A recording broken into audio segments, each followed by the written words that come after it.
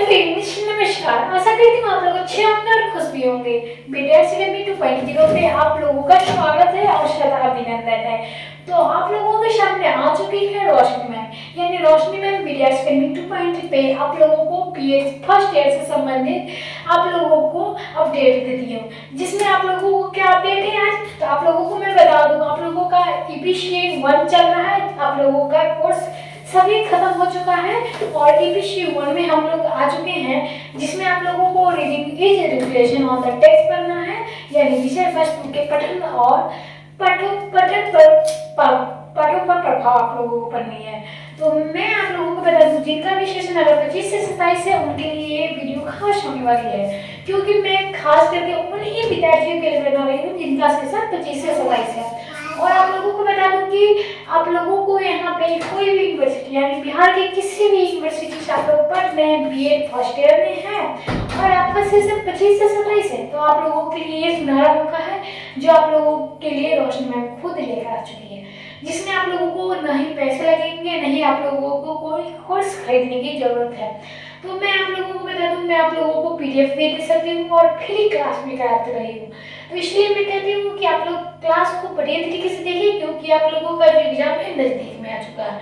तो एग्जाम नज़दीक है तो आप लोग कोर्स नहीं कर पाओगे, इसीलिए मैं चाहती हूँ आप लोगों को सारे अपडेट, यानी बीएड से संबंधित सारे अपडेट जो है आप लोगों को पहले ही दे दूँ। तो चलिए आप लोगों को बता दूँ यहाँ पर क्वेश्चन क्या है। तो क्वेश्चन आप लोगों के सामने है, जिसमें मैं आप लोगों को बता दूँ आप लोगों को यहाँ पे क्या है क्वेश्चन से पहले मैं आप लोगों को चलती हूँ यहाँ पे। भारत माता की शीर्षक कविता के सारांश लिखे। क्या लिखनी है? तो भारत माता की जो कविता है उसके किस क्या लिखने हैं, तो हमें सारांश लिखने हैं। तो आप लोगों को यूनिट 1 में आप लोगों को विषय पठन का पाठों पर प्रभाव आप लोगों को पढ़ाया जा रहा है, जिसमें क्वेश्चन जो है आप लोगों को पूछा जा रहा है भारत माता शीर्षक कविता के सारांश लिखे। तो आप लोगों से एक अनुरोध है कि आप लोग क्या करें, बीटीएस एकेडमी 2.0 के आप लोग क्या करें, आप लोग फॉलो कर लीजिए, ताकि आप लोगों को हर एक अपडेट आप लोगों को मिलते रहे। तो आप लोग ज़्यादा देर न लगाए, आप लोग प्लीज़ ये जो है चैनल आप लोग सब्सक्राइब कर लीजिए, फॉलो कर लीजिए, क्लास को लाइक कर दीजिए, क्लास को शेयर कर दीजिएगा और आगे बढ़िएगा। चलिए हम लोग अब आगे बढ़ते हैं। तो आगे हम लोगों को सबसे महत्वपूर्ण जानकारी क्या देने वाली है, तो आप लोगों को मैं सबसे महत्वपूर्ण जानकारी देने वाली जो हूँ, आप लोगों को सुमित्रानंदन पंत रचित भारत माता की शीर्षक कविता उन्हें काव्य संग्रह मगामे में संकलित है और पंत की ख्वाहिश यदि प्रकृति के सुमार कवि के रूप में है, तो किंतु इनकी यह कविता हिंदी यथार्थवादी कविताओं के नए उन्मेषण की तरह है और कवि ने अपने इस श्रेष्ठ प्रकृति में वर्तमान भारत की वास्तविक स्थिति अर्थात चित्रण किया है और धन वैभव शिक्षा संस्कृति जीवन स्तर आदि तमाम दृष्टि से पिछड़ा हुआ धुंधला और मटमौला दिखाई पड़ने वाला है। और हमारा यह वही देश है जो अतीत में सभ्य सुसंस्कृत ज्ञान और वैभवशाली था और कवि ने इसी भारत को यथार्थ चित्र उपस्थित किया। कवि के अनुसार हमारी भारत माता गांवों में निवास करती है। तो आप लोग जानते ही हैं कि हमारे जो भारत माता है हम सारे दिल में निवास करती है और हम लोग क्या कहते हैं, तो हम लोग भारत देश में ही रहते हैं, भारत माता की देश में रहती है। तो इसीलिए कहा गया है कि भारत माता हमारे गाँव में निवास करती है, जिसका धूलासित मैला सस्यामल आंचल खेतों के दूर दूर तक फैला प्रतीक होता है और यह मिट्टी की उदास प्रतिमा जैसी प्रतीक होती है और गंगा यमुना के जल के आंसू से प्रभावित होते हैं। अब हम लोग थोड़ी आगे चलेंगे, जिसमें आप लोगों को मैं बता दूं, आप लोगों को यहाँ पे आगे और भी सारी बातें बतलाई जाएगी, जिसमें आप लोगों को भारत माता से संबंधित होगी।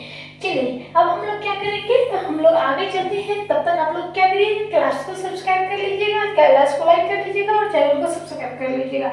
चलिए अब हम लोग क्या करेंगे, इसकी दृष्टि चिंता के कारण स्थिर है और जड़ होकर झुकी हुई है और युग युग तक अंधकार और अन्याय की पीड़ा झेलना हुई दुखी मन से या अपने घर में बैगानी बनी रहती है। यानी बिगानी बनी रोती है और प्रतीक होती है कि अपने 20 करोड़ नंगी भूखी अशिक्षित निर्धन और नित्य संतान के साथ वह बेघर की बनवासी सी प्रतीक होती है। तो यही हमारे भारत माता का बात है जो आप लोगों को मैं बता रही हूँ। तो आप लोगों को अगर कभी भी किसी भी समय पे आप लोगों को भारत माता की कहानी कविता पे आप लोगों को उल्लेख करना पड़े, व्याख्या करना पड़े या वितरण करना पड़े, ये सारी बातें एक ही होती हैं। लेकिन मैं आप लोगों को बता दूं, अगर आप लोगों को एग्जाम में ऐसा कुछ पूछ ले तो आप लोग इसे ऐसे ही प्रकार से लिखिएगा। चलिए अब क्या है, तो सुनहरे फसलों की उपहार लूटने वाली यह देवी विदेशियों के पैर तले रह दी गई है और धरती के समान सारे अत्याचार सहती है और इस पीड़ा की कुटित होकर इसके अंधेरे की मुस्कान खो चुकी है और भीतर ही भीतर रोने की स्थिति बनी हुई है। इसकी विपत्ति ऐसी माने शारदा पूर्णिमा के चांद का ग्रहण लग गया है। इसकी सिद्राएं भोरे अंधकार से घिरी हुई है और इसके मेल के आकाश जो है बाष्प की छाया हुआ है। और कितना बड़ा दुर्योग है कि चेहरे की क्रांति चांदी सी छिटकती है और जिसने विश्व के गीत का ज्ञान प्रकाश दान किया वह आज मृदा की दासी बनी प्रतीक होती है।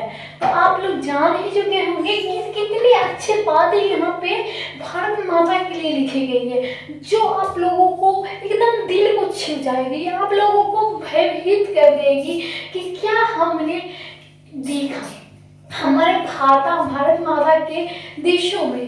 तो आप लोगों को आगे में चलती हूँ, किंतु उसका यह तब से उसकी सहनशीलता अनुचित नहीं है। उसने अपने स्तन में अमृत के समान अहिंसा रस का पान कराकर लोगों के मल भय और संसार में भ्रम रूपी अंधकार को नाश कर दिया। और जब जननी कहलवाने की अधिकारिणी यह भारत माता हमारे जीवन में सतपथ पे विकसित करने वाली है। और इस प्रकार से कविता में एक और जहाँ कवि ने वर्तमान भारत देश के हृदय दशा को यथार्थ चित्रण किया है, वहीं दूसरी ओर यह विश्वास भी जगाया है कि हमारी भारत माता अहिंसा की पाठ्य पढ़ाकर और निष्काम कर्म के प्रेरणा देकर संसार पुनः पूर्व की भांति अपकीर्ति करेगी और जग जागनी कहलवाने का हकदार बनी रहेगी। तो आप लोगों को कैसा लगा आप लोगों को जरूर ही बताइएगा। तो आप लोगों ने भारत माता के बारे में जान चुके हैं और भारत माता के सारांश आप लोगों को किस प्रकार से लिखनी है आप लोग ये जान चुके होंगे। तो आप लोगों को कैसा लगा जरूर ही बताइएगा। आप लोग हमारे चैनल को सब्सक्राइब कर लीजिएगा, वीडियो को लाइक कर दीजिएगा ताकि आप लोगों को ऐसी हर एक अपडेट मिलती रहे जिससे आप लोगों की बहुत ही मनोरंजन हो और आप लोगों को कुछ सीखने को मिले। तब तक के लिए धन्यवाद।